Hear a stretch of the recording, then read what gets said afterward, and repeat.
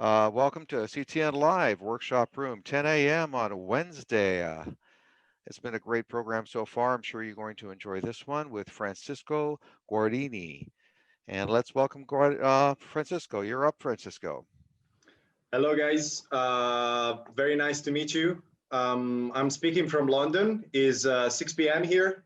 I just finished a day of work. I work at Blue Zoo Animation Studio. I'm a meat set designer at the moment on cool stuff, unannounced, so I can't speak about it. A little bit of background before we jump into the demo.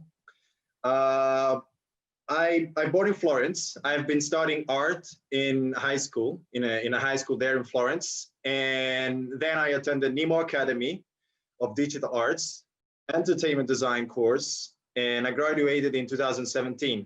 In 2018, I got hired in London at Blue Zoo, and I started on a 2D show, It's Pony. You probably might have seen it. I worked as environment artist, environment designer on that one.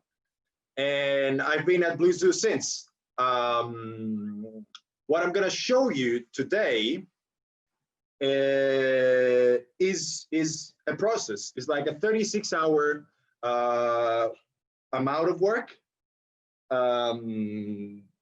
I started from a sketch. I actually did this specifically for this demo, and I wanted to go a little bit over the process of creating something that is actually useful in a portfolio, and maybe you want to pitch something. Maybe you want to create a sequence for your portfolio, a story for your portfolio. So I'm gonna share my screen, and I'm gonna just talk through. If you guys have any question, like Bruce said. Wanda, can you please turn off your video, Wanda? Sorry to interrupt. No worries. Go ahead. So, I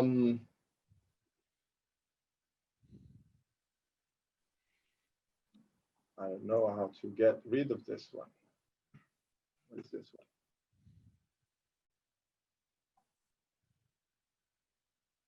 Okay.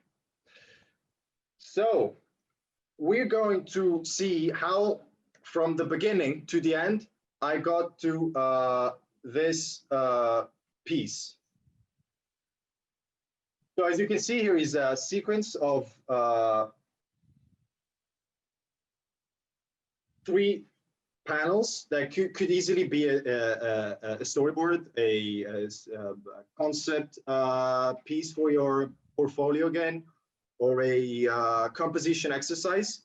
Actually, this, to me, I do this in my spare time to get better in composition, rendering of shadows. I still have to feel comfortable with handling colors in the proper way. But I always love doing black and white compositions because they can really give you a sense of cinematic and cameras and how the value works, and I just love that. So here you see me imagining a character. At this point in time, when I was doing this, I wasn't really sure about what exactly I wanted to do.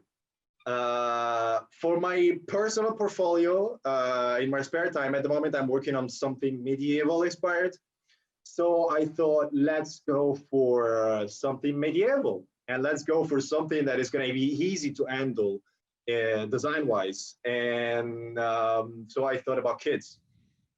They're very easy to draw, especially with, let's say, a standard kind of approach.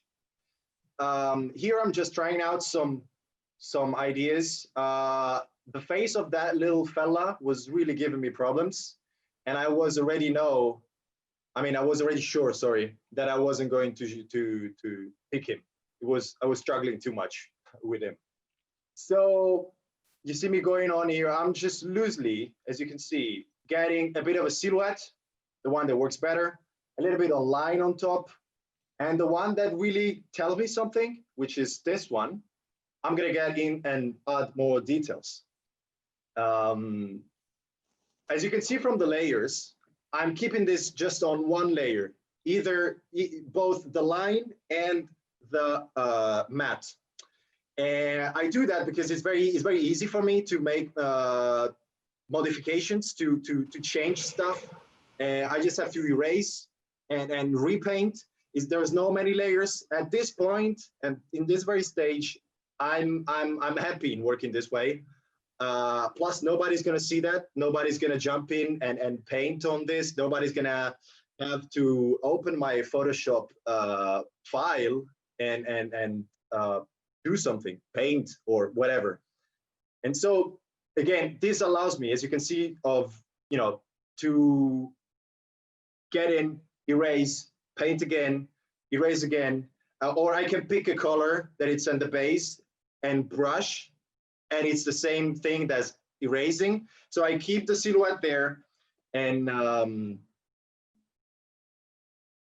yeah, and I just work on the base that I already established. So the very, very beginning of every single thing you do, sketches for characters, compositions, everything, is the most important. Is what I feel is the real deal. No matter, I'm not thinking in that particular stage at super fancy drawing. If in fact, if you see this and you compare this to what you saw like a few minutes ago, this is very bad. I mean, this is very better. The first ones are usually very loose. It's just to get a feeling. And here, what I'm doing, I'm just working on that feeling. I'm just working on details, and I'm just trying also to think about a little bit of a story. I want this little girl to feel a bit masculine as well, because she's probably a wanderer in a world full of troubles.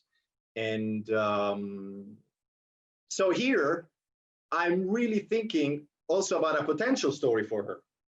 And maybe she's looking for something. Maybe she's looking for something in a medieval land of magic and warriors and dragons and fantastic creatures. And this would really feel, this would really maybe become a portfolio, maybe become a story that if I fall in love a lot, I can pitch to an animation studio, or I can do a book. Or maybe I can just use this character and put her in different scenarios and just practice with environment design. Talking about environment design, here I'm happy with the character, and I'm thinking about, okay, so where do I put her? And immediately I thought about tower. We're talking about medieval times, so towers and rocks and mountains. And here I'm thinking about, okay, I don't want to just do a single shot. I want to do a composition of 3 shots, and I want to put a little bit of a story. So just like the title of this demo suggests, from sketch to story. We started with a sketch. We're keeping going with sketches, but a little bit of a story is coming up. As you can see, I was thinking about, okay, let's have a very close up of the feet, and then her looking up at something, and then we reveal the big final scene. And here I'm thinking about the elements of the big final scene in a little bit more, let's say, detail, even if there's no detail at all. I want to keep it simple. I want to keep it readable, and I want everybody to, when it's going to be in comp, when it's going to be in black and whites and in grays, I want it to clearly be readable by everybody as a glance. You see it in 2 seconds, you know exactly what's going on.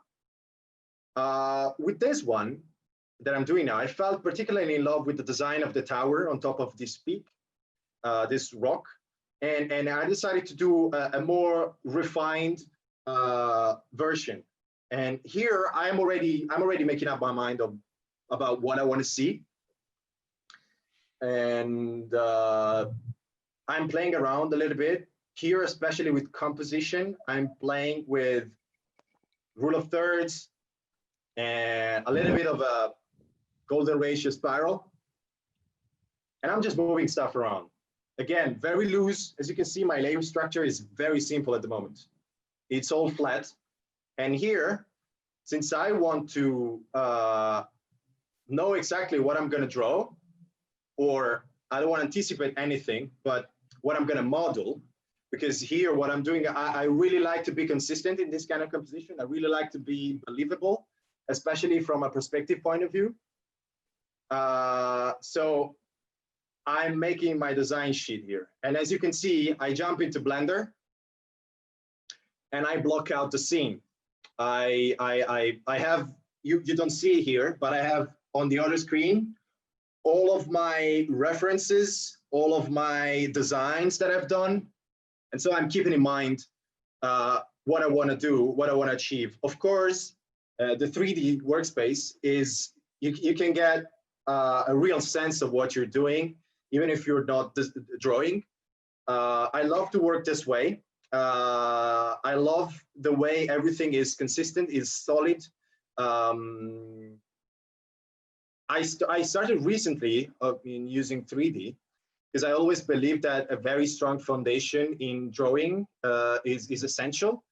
Especially you have to be able to draw perspective by hand before you use 3D. Otherwise, I wouldn't say he's cheating, but he's making your life very easy. And maybe when you have to do some production work and you don't have the time to do this, you don't have the time to get into a 3D program and do stuff, you have to be able still to create believable perspectives just with the line drawing.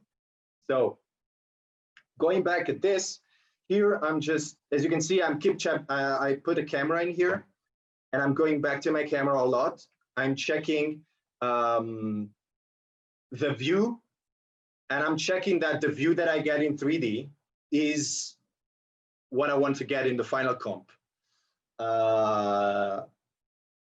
And it's just a matter of adding and fine tuning, and that little square that you see, by the way, that one is my sides comp.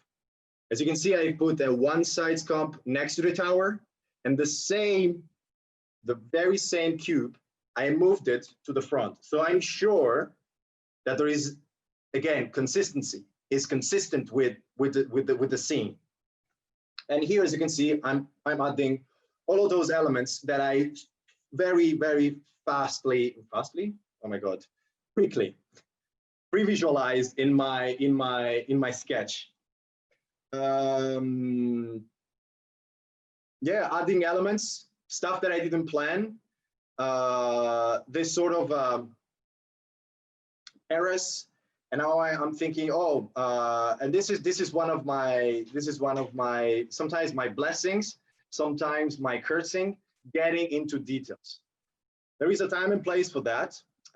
This was my time and place. Sometimes in production, I don't get to work on details the way I would love.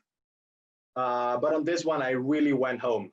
And Francisco, this particular, we have a couple questions. So is that sure, okay yeah. if I interrupt you? Yeah, I one think of we them can was, maybe stop this. Yeah, just a second. Let's go.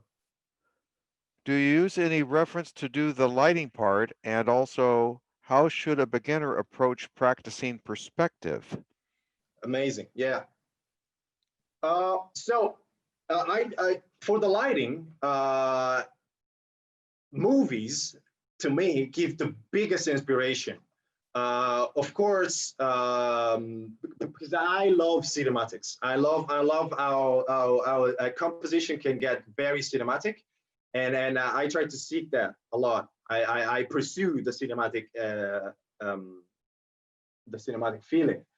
But all kind of references good. Photography, even looking out the window. Sometimes I have a street and the sun in front of my window. The sun is, there is a row of building, and the sun is in the morning doing a very nice line, drawing a very nice line of light on the other buildings in front of me. And that for me is inspiration. That for me is reference. And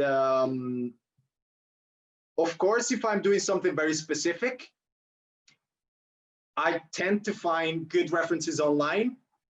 I tend to rely on primary references. As you can see here, by the way, in the video, there is a very big cut because I didn't want you guys to be bored, but I added more details. Anyway, going back to the questions. If I'm doing something very specific, I tend to look for primary references. That means not artistic stuff that some other artists did, but I try to pick images from real life. Real life is always the best inspiration, is always the best reference to look for. I hope this answered the question. Regarding the perspective, the beginner thing, one of the best way I found is picking images of artists like Renaissance paintings or photographs, and trace on a Photoshop, on every a tablet, whatever, trace lines that tells you how the perspective is built in that particular image. Of course, you want to start with 1-point perspective because you understand the easiest way. Horizontal line, the point of view, and all of the lines. Anyway, this here in the video. Sorry to interrupt the answer, but here in the video, I'm happy, and I'm gonna take this and move forward. I'm happy. I think this is a nice composition, and it's a very good base. So here you see me jumping in and rendering. So yeah, 1-point perspective. Then you move to this 2-point perspective. But the best way I know is to deconstruct stuff that is already there. Of course, then there is plenty of beginner tutorials and courses you can find online, and I really recommend that. And drawing pretty much from life, everything. Even there's no need to tackle big elements such as like towers or streets or places full of plants and everything. You can just really look at the board, the counter board on your kitchen, and you put a composition of a box of sugar, whatever, and a cup, and maybe a plant, and you draw that, and you understand why you are seeing the stuff the way you're seeing. So a vase, for example, is a cylinder. So why you see the vase in that way is because at the top you see a circle that is a bit squished because of perspective.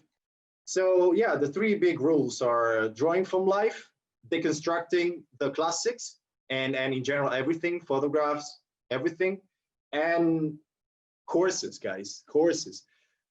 40 years ago, 30 years ago, we couldn't say, oh, just open open Google and look for an artist that is teaching you perspective, but we can do it now. So that's a very good thing for us, guys. And I think that's something we should really do. Never stop learning. That's what I believe. And if it's just a matter of putting the work every day. So going back to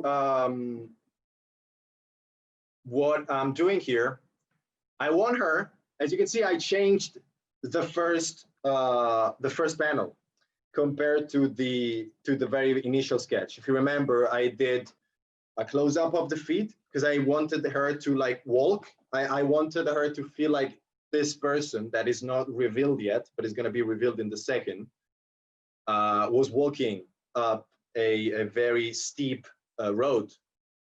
But I thought it was much more engaging for the audience to have her climbing, like pushing her body over the edge of a cliff. So I wanted to depict the struggle of her in her face.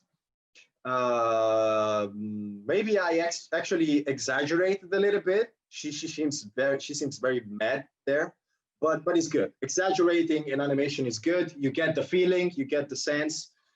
Plus, there is no art director here to tell me what I have to do. I'm the art director of myself, and that's why I love personal work. It's a good break from production work. What you see me doing here is after I nailed the sketch and I'm happy with the sketch, I'm making sure that the structure of the drawing is working, this will help me render the image. This will help me basically, I don't want down the line to find myself in looking for edges of the image, because that's very, very, very stressful, especially when the layer structure becomes big, very big. I just want to be able to have all my edges already set, and I can just jump in and paint. Here I'm trying to avoid, I'm putting a texture on the ground, but I also don't want that texture to be too heavy. I don't want this texture to prevail on top of the character. And so you see me painting here on top of the texture. I want to keep what I like from the texture. So I'm keeping certain cuts in the ground. I'm keeping certain elements that I think could give the feeling of a rock. And I'm not being 100% accurate. I'm not a geologist. I just want to get that feeling of a rock. And here you see me jumping into the character and adding some value structure. Here, I still didn't take care of the real structure of the composition of this particular composition as I thought about it. Here, what I'm doing, I'm creating contrasts between the local colors. I mean, what eventually would become the local colors. And what I mean by local colors is, for example, her skin is light toned and her armory is dark toned. And again, her skin on the arm is light toned and her armory here is dark toned. So I'm creating variation, but I'm also creating contrast. And that contrast will help me when I take care of the shadows and I put all of the multiply layers. Here you see me jumping into the actual shape rendering. So I'm trying to make her believable. It's all about believability. It's never about being 100% realistic. And an example is this. I'm thinking that the light in this particular scene is going to come from the right. But if you look at her right ear is in light. So how does that happen? It shouldn't. She should be in shadow. But what I'm creating here, again, is contrast. Contrast that is going to serve my specific purpose of telling a story. And the story here is her. I want to depict the struggle. I want her to have her feeling adventurous, but also, how can I say,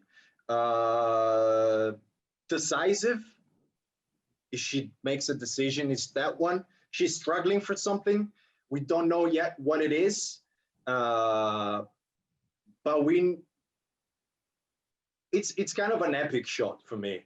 In this maybe is the final shot after a very long climb, and she's been on this journey for a long time, maybe. Actually, now that I'm looking at this, if I wanted to give that feeling even better, I should have made some dirt on her face, and I should have maybe I should have made some details on the armory, some scraps. All right, another question. Cuts. Yeah, sure. To avoid repetitive strain syndrome, how do you balance the hours you spend drawing for work and for your personal projects? Do you have a maximum of hours you decide to draw per day? Oh, I'm a little bit crazy. And I really advise people not to do what I do in that particular. But at the same time, I do advise people, and I'm going to explain myself now. I've got a 8 hours working day, for my professional work. I work from 10 a.m. to 6 p.m. And that is every day from Monday to Friday. So I cannot not do those hours. But also I want to work for myself.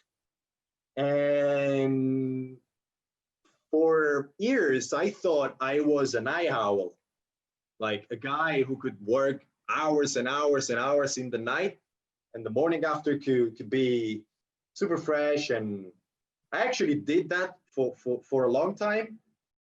And last year, I was doing a book uh, outside working hours, my personal book.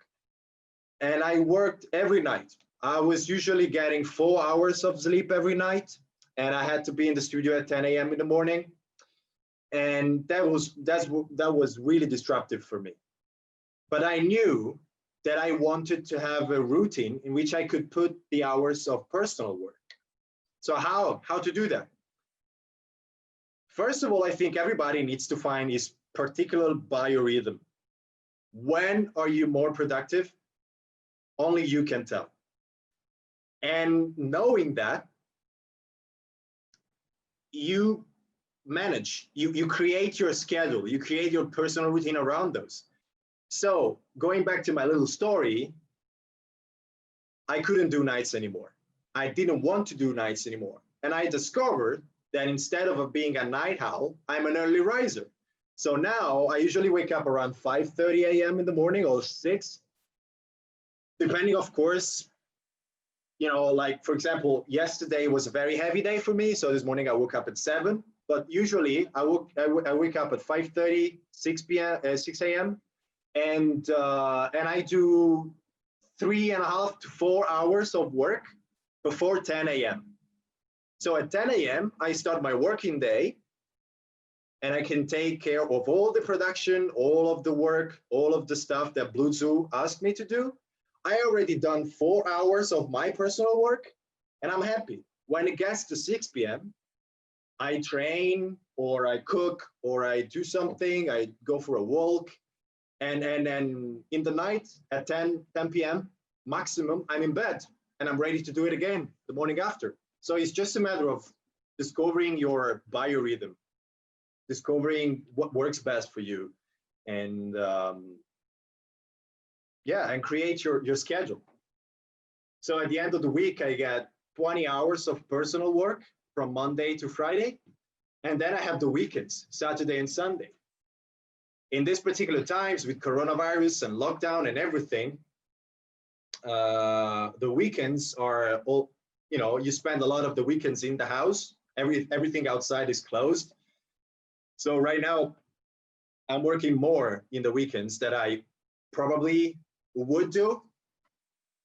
But yeah, I think that's the balance. That's I hope that answered the question. If it doesn't, maybe write down to Bruce something integrative, and I'll try to answer that as well.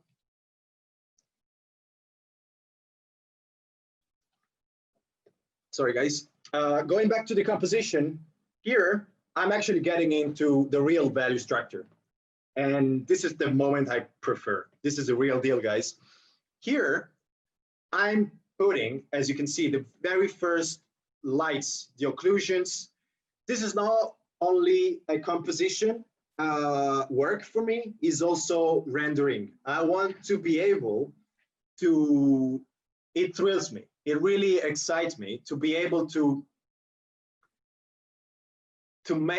create materials, to make people believe that that's, for example, that's a gem, that's a crystal, and that the stick is for real on the ground. Is so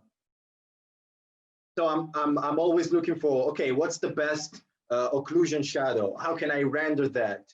And how can I make this a little bit interesting? And how can I make this a little bit engaging? But at the same time, I'm constantly thinking about the value structure. I don't want to have high contrasts in places that I don't want. I want the viewer to look at what I want them to look. So in this case, is the face. I want the face to be seen. I want here I'm trying with a cape a little bit. Again, thinking about the structure, the value structure, and the contrast between elements. And I'm struggling a bit in finding the right shape because I feel it's covering, again, contrast. It's covering a little bit too much. It's too much behind our head. And the very nice contrast is going to be with a white background and her head being a clear silhouette. Here I'm keeping my cape there, but in a moment I will erase it because it's not working, and you can see that, guys. You can see that there's too much noise going on behind there. Again, here for a value purpose, for a conscious purpose, for a attentional point purpose, I put a shadow cutting. I don't know where the shadow is coming from. Again, no need to explain. It just works. The stone, the crystal at the top of her stick was drawing too much attention, asking too much, see me. And so I said, okay, let's put a shadow there. And let's just put this very strong beam of lights on her face, on her hair, on her arm. And this is getting interesting to me. I'm beginning to be happy. And maybe I'm over rendering a little bit, but it's also fun. Again, this is personal work. You guys can do whatever you want in personal work. And I felt this was somehow my playground. Another question. Yeah. How do you figure out color scheme for your work? And also, how did you end up working at Blue Zoo? Okay, how do I figure out color scheme for my work? To answer the question, I should probably show some colors for my personal work. And since we're gonna get 10 minutes at the end of this, and maybe a little bit more, I'll show some. But for now, I'll answer to that saying the color schemes that I use are very variable. Maybe I get inspired by certain images, or I get inspired by certain movies and certain moods. Again, real life is a very big inspiration. I'm not a very big color guy. I'm working on that. I'm working on making my colors but more believable and also more beautiful and harmonious. In animation, there are two big, I would say, I guess, two main sides in design. It's color and line. It's hard to be good at both because both aspects requires a lot of commitment, energy, thinking, and everything. But yeah, my colors are. I look at references mainly from movies and real life. And there is a very useful tool on Photoshop that it's a filter that is called crystallize. And the more so you pick an image and you apply this filter, and the more you slide on this thing, the more you increment the factor, the more crystals, the bigger and the fewer, I don't know how to call this, megapixels, big shapes of color are gonna be generated coming from that image. So that also allows me to synthesize, especially when we talk about color. We cannot, it's pretty much the same thing that is happening here in terms of composition. You cannot do everything. If this was a picture, probably the ground would have been full of details, but I'm not doing this in grayscale. Same thing with color. You cannot put all the colors of the world. You cannot go around the street, look at a building, at a particular scene and thinking, oh, I go back home, I open Photoshop and I put all of the colors in that image, because that's gonna be too much. You want a little bit of synthesis. And that's why movies are great, because someone else already did a little bit of synthetic work before you. So you watch that, and you create your own palette based on that. Um, Also, fine art, artists, people that have come before us. There are useful tools Adobe provides, which are cooler, Adobe Color. You can create your palettes with 5 colors. And there is a bunch of very nice tutorials. Nathan Folks, that guy is awesome. I love Nathan Folks. And Zach Retz, those guys are definitely people to look for the color. I mean, I'm looking at them. Philip Camarella, he's a director at Netflix, is very, very good with the use of color. And so I keep looking at movies, fine art, artists already working in the industry. And that actually color is the very thing I am trying to improve right now. And regarding how I got to Blue Zoo, after graduation in 2017, I always knew I wanted to work in animation. And my goal at the moment is still to work on big productions. And I don't necessarily mean everything that is very good, everything that is very beautiful to see, basically. But the main goal for me was to work with people better than me in order to improve. And an animation studio felt the right place to be.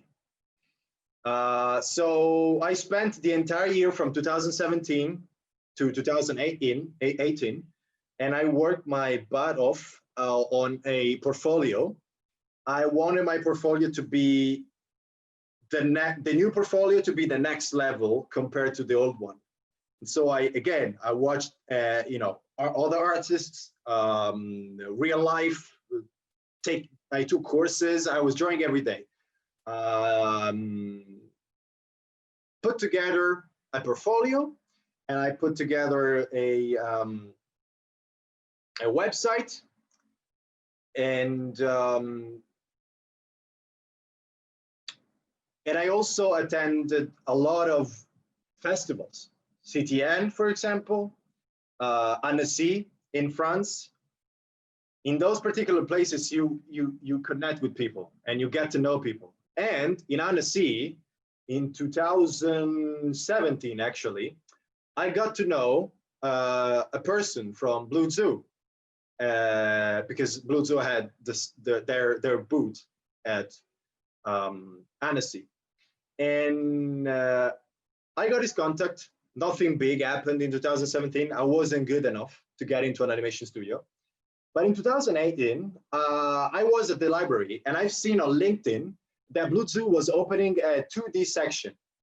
And I remember it was written there that they were looking for 60 plus positions. And there was an environment designer position that I said, oh my God, I'm gonna apply to that. So I sent them the application, I sent them the portfolio and the link to my website. But I also remembered that I got the contact from this guy at Blue Zoo. So I thought, I'm going to write to him. I'm going to write an email saying that I applied to this job, and that would be awesome to work there. And a week after, a recruiter, human resource specialist from Blue Zoo, wrote to me saying that they got my portfolio and everything. They thought I was a good fit, but they also got, they knew about me because this guy that I wrote to spoke to the HR specialist about me. So it's a combination. How to get a job into animation is a combination of hard work for yourself networking in festivals and everything, everywhere. LinkedIn is awesome. And always show your best, social wise, skill wise, work wise, and yeah, that's it. But yeah, practically how I got to Bluetooth, portfolio, work, connections, and applications on websites and everything. And I can guarantee you, being into an animation studio, and I've been also part of some portfolio reviews, because sometimes at Bluetooth we receive a lot of portfolios for, like, for example, interns and stuff. I can guarantee you that all the portfolios that you send are seen, each and every one of them. Nothing is left by chance. In studios such as Bluetooth or Cartoon Network or Artman, and I'm naming some few of what, there is a big number of studios in London, but they always look for all the portfolios you send. Going back, I hope this answered the question, by the way. And thank you. Thank you for all the questions, guys. Going back to the composition here, we missed the finalization of the first one, but as you can see, actually, if I can pause it a little bit, I'll pause it later. I'm doing the same thing here. Here, I'm already into rendering heavily, actually, but I'm, again, taking care of the contrast. I want her face to be very light compared to everything that is below her. That's why I've put that very, very, very strong shadow below her, under her face. And I'm also framing her face with her hair. Again, the hair here are a little bit of a cheat, because she should be a blondie, actually, looking at her in the first scene. But here I'm making them very dark. Why? Because it works. It works. That's the most important thing. Believability is cool, but also it needs to work. With the overall value structure and the framing and everything. So here I'm putting those occlusion shadows that are gonna make this hair actually feel detached from her face. And here I'm adding a multiply layer. As you can see, I'm keeping the contrast on her face. Everything that is below her is quite dark now, and I want that to be that way. I'm adding a little bit of believability to the ground, using the same textures, and again, toning it down. I shadow behind her, and this way, I frame her face, I frame her head with a very light backdrop. So I know that for contrast, people are gonna look at her face. Also adding a little bit of a cape, because of course, I want that element to be consistent, because we know it's the same person. It's a very, very different camera here. So I'm already feeling, oh my God, they almost look like another person, but it's fine. Why? Because maybe it's a grand angular, maybe it's the camera, and she's no more struggling, but she's more in awe. There is something, what I want to communicate with this, the story of this little panel is there is something in front of her.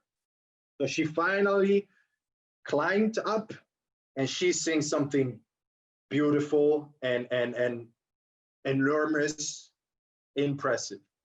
And here I'm, again, reinforcing, I'm being consistent with the light, of course, because the light in the first scene is coming from her left, and here again is coming from her left.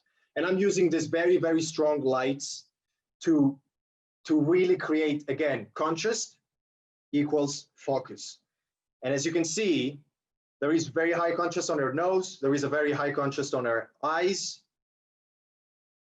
There is actually a very big contrast on her armory, but after, as you probably can't see it, guys, but I've put a blur filter on top of everything, and I masked out when I want the focus to be 100%.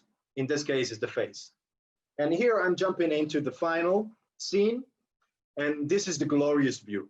Of course, I worked a lot on this 3D because I wanted a very good base, and I didn't want to spend days in rendering the castle. I'm not feeling, as you can see, too much locked by what I put behind. I'm moving mountains around. I'm also using clouds as a focal point instrument, because this circle clouds, they can all point to they can help the viewer look at, is like, look at the tower, look at the tower, look at the tower. Everything needs to, there is always a focal point in every shot. You have to decide what it is, and all of the elements around have to be low in details, have to have the value structure that helps selling the piece, selling the story, selling the focal point. So I'm happy with the overall value structure. What I'm doing now is I'm taking care of the tower. I want it to look not too much like a very rough 3D base. I could have worked on this a lot more in terms of design, in terms of what kind of tiling there is on the wall and everything else. But for the demo, it was I felt more than enough. And here you see me trying, yeah, actually you see me here now adding again a bit more of believability, because I don't want it to feel a nude 3D thing just placed there. So I'm using a bit of texture, but you will see me going back to this and toning down all of the contrast, because again, we want the contrast to be on the elements we want people to look at. I'm using a overlay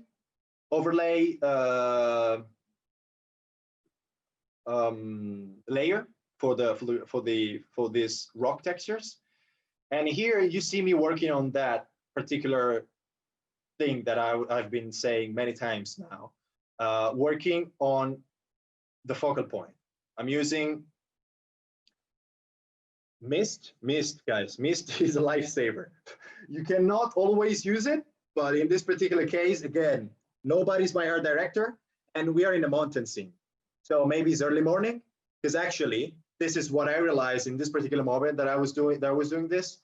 The sun is very low because it's hitting on a site. So maybe it's early morning. And early morning in high mountains, like we are here, means mist. A lot of mist, actually. So here I'm working on putting a little bit of textures on the back mountains. Again, very, very low in contrast, because I don't want people to look around. And I'm just fine tuning. It's a bit of fine tuning here and adjusting the tones and toning down the places, again, of the mountain where I don't want people to look at. Adjusting the overall value structure, making sure that the back is light enough. I'm testing out ideas here. If there are, maybe I want to put God rays at the end. And again, you see me how much mist I'm putting below, because I don't want people to look at the mountain. I want them to look at the tower. And what I'm doing here, I also want them to look at a path, like a wood path, man-built path that is leading to this mountain. And there is a sign there. Maybe you can say, I don't know, the wizard lives here. Maybe this girl is a apprentice. She's a wannabe wizard. And she's gonna visit this old man with a big white beard, almost like Merlin, living on top of this mountain in this very remote place. And she finally got there, but she still have to climb up all of that. And maybe this guy, I put there a telescope. Maybe this guy loves to see stars. In my head, this is starting to sound like a story for a potential portfolio. And now you understand why this demo is named from sketch to story. Because after this, we can do a portfolio, a book, again, everything. So I'm using those lights, those very strong lights. And again, in the first panel, in the first shot, we saw this kind of light. In the second as well. In the third one, we're gonna see it. Why? Because of consistency. We're gonna make people understand with very few elements. This is the same place, and I'm working a little bit on her. For her, I don't want her to be over detailed. I don't want to put too much details like I did in the first two, because in here, the hero asset, the hero element is the tower. I want people to look at the tower, but I also want the viewer to do this with their eyes. So they're gonna look at the character, and then they're gonna look at the sign, the wood path, and then the tower. So it's kind of a golden mean spiral, like I did in the very first sketch. And here I'm feeling that she's disappearing a little bit with the background. So I'm putting some light on her, some bounce lights from below, because maybe in front of her, she's resting in a shadow space, but there are some lights bouncing, and that really helps me put atmosphere in this piece, believability, but also helps me frame her. As you can see, I put a cloud of mist behind her, and this really, really detaches her. I'm putting now those God rays that I really wanted to make everything more precious, more believable, more atmospheric. And I'm finalizing with some very, very fine details. And we got it. We got it. We got 3 strong compositions. We have a story. We have something that could be a part of a storyboard. Of course, I wouldn't dare doing a storyboard this defined. But yeah, so here we have our compositions from a sketch to a story. And this story could be everything. Again, portfolio piece, book, and you could use all of the subjects you want. And this was it.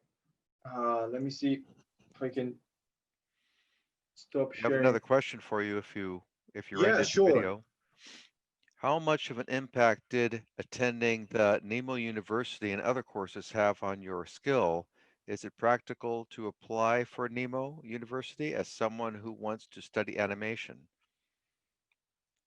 So a Nemo Academy is an academy in Florence, Italy, and it's not a university. That is actually important to point out. You said the question is if Nemo is referring to Nemo as Nemo University. It's not a university, and this opens up a very big conversation about schools and about how can you get effectively taught in this particular environment, in visual development or animation or 3D concept, whatever. Nemo is a very good school. It doesn't give you a degree in the sense that gives you a piece of paper saying you studied in a university for like 4 years, 5 years, whatever it is, but it gives you a very strong preparation. It gives you a very strong backpack full of knowledge, and they teach you how to work on your skills. In Italy, we don't really have big universities for visual development or animation. We have very good schools, but they're not universities. I mean, if I want to do architecture, if I want to be an architect, I can go to a university of architecture and get my degree, and that's recognized um, by the Italy government. If I'm doing, I don't know, Big Rock in Turin, Turin, okay, or Florence the Nemo, or comics in Florence or Rome. At the end of those courses, I get, for Nemo, for example, I don't get a university degree. The Italian government recognized me as that I have this post high school diploma. So is it worth it for the title that you get? Is it worth it for the degree? I don't think that you should think that way. And if your question is is it worth it from an artistic point of view? Yes, it is. But, and there is a but, nobody can ever teach you everything. And I have to say that Nemo was giving me every day a lot of knowledge, a lot of tools, a lot of insights, and they were inviting a lot of artists. We had amazing workshops with artists coming from Pixar and DreamWorks, and I had workshop with John Navarrete, the Bancroft brothers, J.P. Vine, Florian Satzinger, Bobby Chu, Ryan Lang, Alan Shen. It's amazing. But you have to study at home as well. You have to practice at home. Nobody's never going to teach you everything. And you cannot think about going to a school, even if it's CalArts or whatever. You cannot think about, I go there, I do the homework, I'll get a job at Disney, I'll be fine. If you ask the people that went to CalArts and then got hired at Disney, they're gonna tell you that after CalArts, they were working 5 hours more at home every day and on the weekends as well. So yes, it is worth it because you're in an environment that stimulates you, but it's not worth it only because of the school. It's worth it because you're in an environment in which you get stimulated to go back home and work more. So it's you and the school. Yeah, that's I think my question, my answer, sorry. Okay, let's see here. I don't know if we have another question. No, this is not a question. Is there any other questions from anybody? As we don't have to end at 1 hour, which is right on the button right now. We can go on as much as we want. Do you have anything to add? Oh, here's a question. How much of, oh, that was the same question, excuse me. Does anybody else have a question?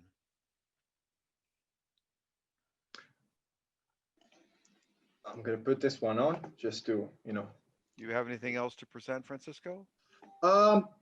Not really. Maybe I can go back and I don't know. I should. Maybe I have to dig some colors, just to make an example for the person that asked about how I handle colors in my personal. Let me just see if I can find one. Just Well, one. actually, I do have another question now coming in on Skype. Are you Yeah. currently working on a specific portfolio for a specific position in animation? Oh, yeah. I'm working on a story, again, a medieval story, kind of medieval. It's a bit of everything. Fantasy. There is a bit of just for an excuse, because I want to give myself a. We are designers, right? So we need to give ourselves a box in which to do. If you can do everything, you don't do anything. The specific position I want to achieve is being a professional visual development artist on feature films, long form movies. And so I'm working towards that in the portfolio. How? I'm designing characters, I'm designing their clothing, and maybe I'm taking particulars of, I don't know, a specific belt that a character has. And I'm designing it into details, almost like someone after me should have to model it, because that's what actually happens in production. Um, I'm working on colors again. I'm working on uh, environments. For example, if I wanted to do a painting out of this composition here that you're seeing, maybe I would take the last frame and push it even more. So I would add colors, and I would add uh, vegetation. Maybe the vegetation grows only on around the tower because it's a magical place, and I have to describe it. And I maybe have to do some close-ups of the tower. I actually have to design the tower on a separate sheet, a big tower with all of the elements, and I pick some props, and I pick the telescope, and I show how it's done in details, and always thinking about how can my art serve the pipeline. That's actually the biggest question you have to ask yourself if you want to work in an animation studio. How your art could serve a specific pipeline, a specific project, specific production. So yeah, I'm working on a portfolio, and hopefully one day, I'll get to work on a big feature as a visual development artist. That's in the plans. But at the moment at Blue Zoo, I'm having a blast as well. We're working on a mini thing that is it's gonna be awesome. I'm having fun there as well. And in a way, I'm working as a visual development artist too. So Okay. Two other questions. Do you yeah, sure. recommend uploading artwork to LinkedIn, or what other platform is nice to land a job? And how many pieces do you think is good for a portfolio? Sure. Okay, so I do recommend to post your artwork online in general. Your best stuff must be the cream on top of the cappuccino. It must be your best stuff. And I do recommend to post work on LinkedIn. This is actually what I like to do. And while I'm gonna finish, so I'll probably post this one on LinkedIn, almost surely. And the more I finish pieces for my portfolio, the more I post them as soon as I finish them on LinkedIn. So this way I also create a little bit of a hype, because I have a personal website, but I'm gonna release all of the stuff together. But on LinkedIn, I can create interest in what I'm doing. I can keep the people of the industry and everybody that's in my network aware that I'm making progress. So yeah, definitely LinkedIn. A very good one, ArtStation. I don't have an ArtStation, and the reason why is because I've never felt good enough. I'm starting to feel good, a little bit good about stepping into ArtStation now with the stuff I'm doing now for my new portfolio. So I will both publish the stuff that I will do on LinkedIn and on ArtStation. So I'll build that ArtStation as well. What else? Instagram is good to post your sketches.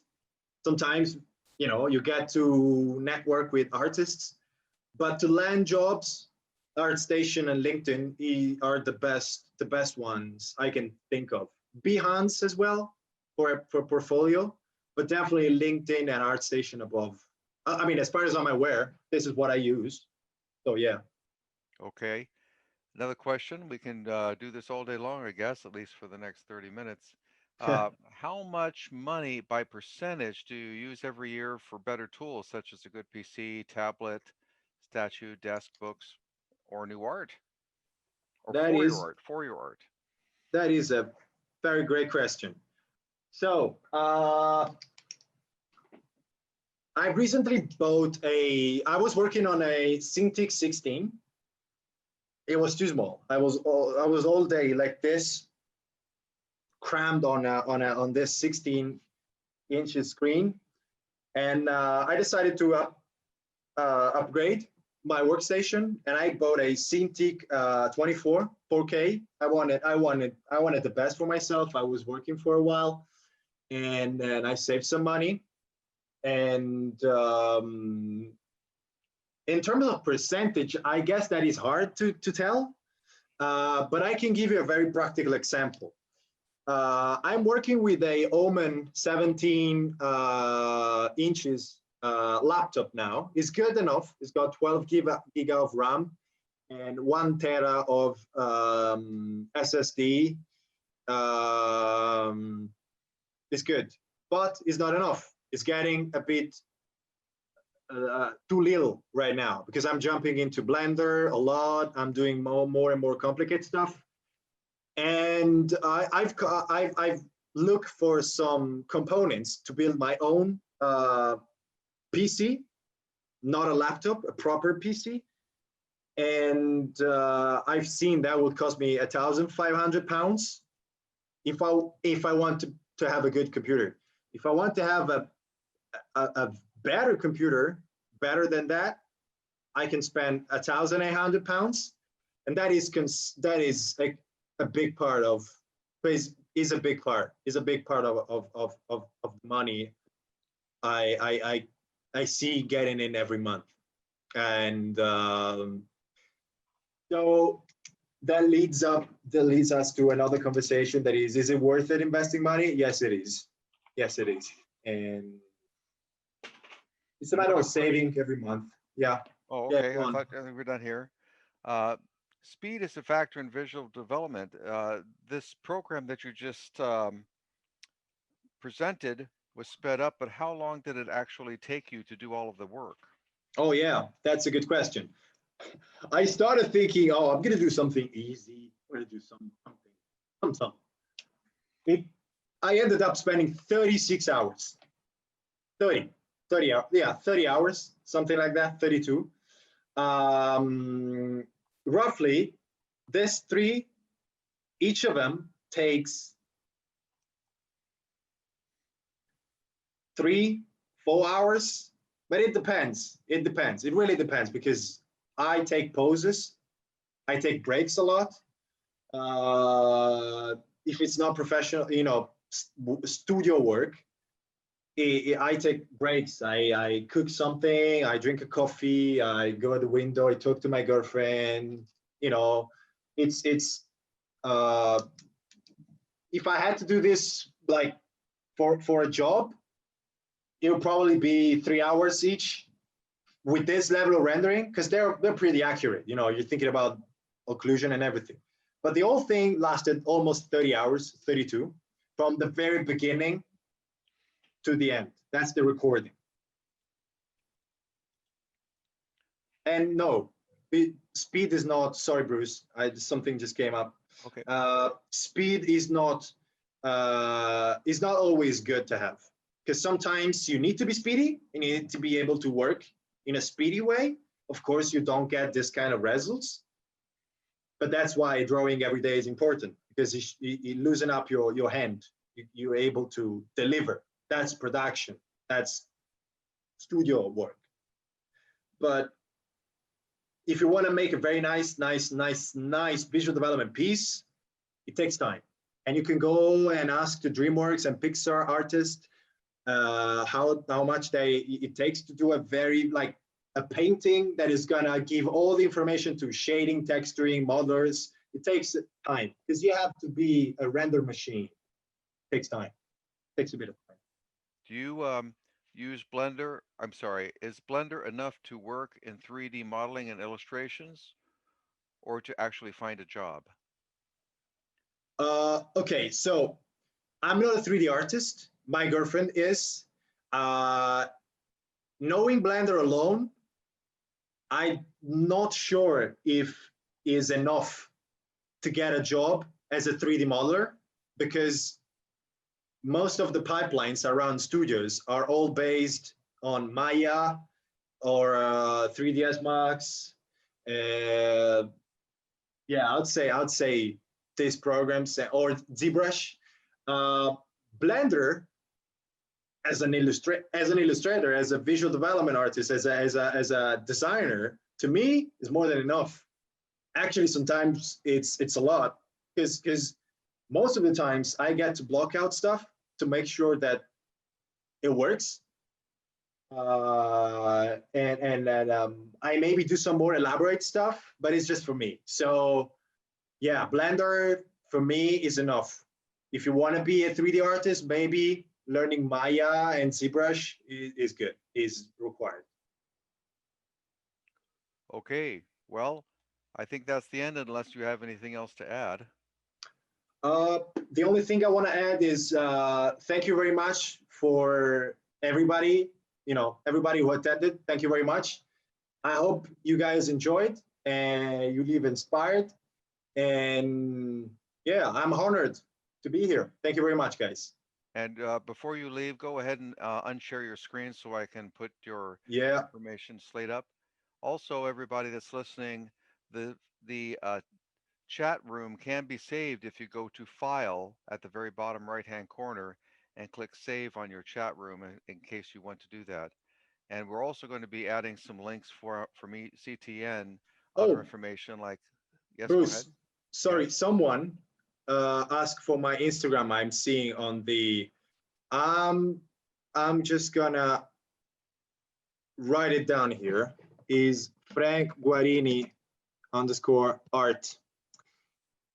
Do whatever you want, guys. Yeah, sorry, Bruce, go on. No problem. I'm going to be putting the links up now for CTN at the very bottom.